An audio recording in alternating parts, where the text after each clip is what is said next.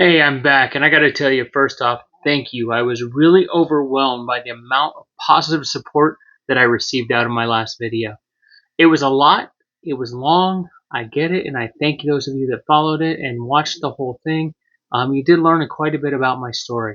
Now, I want to talk today a little bit about some of the things that have been positive, negatives along the way. When I first started this program with this ketogenic diet, this medically monitored version, there was a lack of understanding.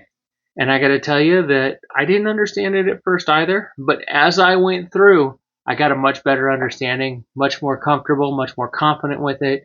And of course, the weight came off. Like I said, I'm almost 10 months in and I am down over 100 pounds. Today, I want to talk about 3 activities that really challenged me and stretched me and almost pushed me to giving up early on. What I get in a day is I give myself up to 15 ounces of protein, less than 30 grams of carbs per day, and then I get whatever fats I need to feel full. I make sure I have fats from, butters or mayonnaise or dressings.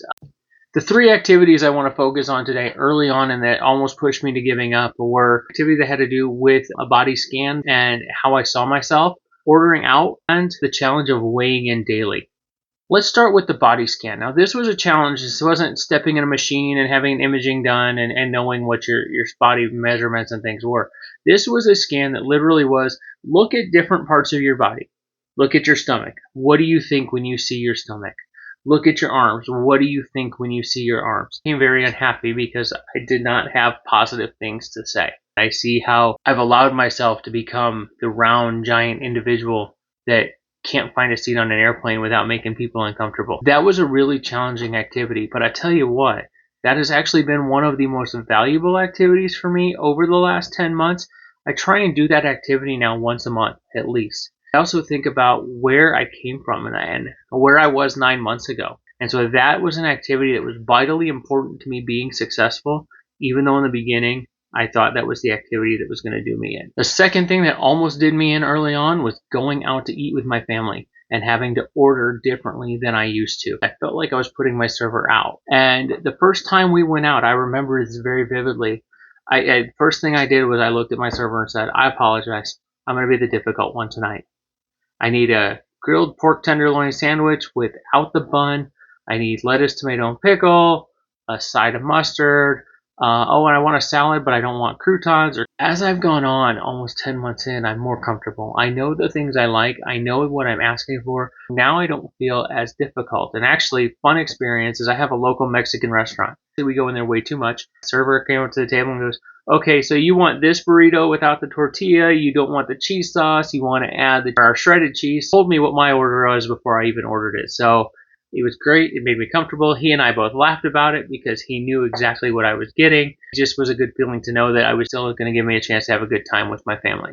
The third challenge that I faced was daily weigh-ins. And daily weigh-ins were really frustrating, especially early on, because of days that I would step on the scale and think, okay, I've done everything right, I should make progress.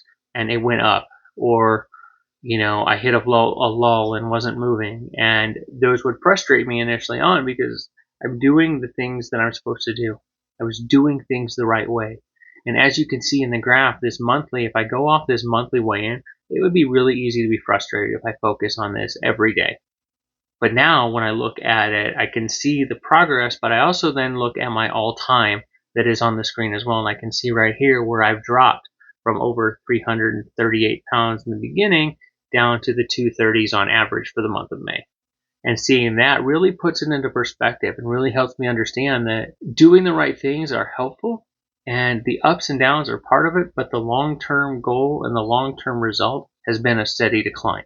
Those are 3 quick challenges that I've had to face. As I became more comfortable, as I overcame, I saw a lot of success. Remember, this is about progress, not perfection.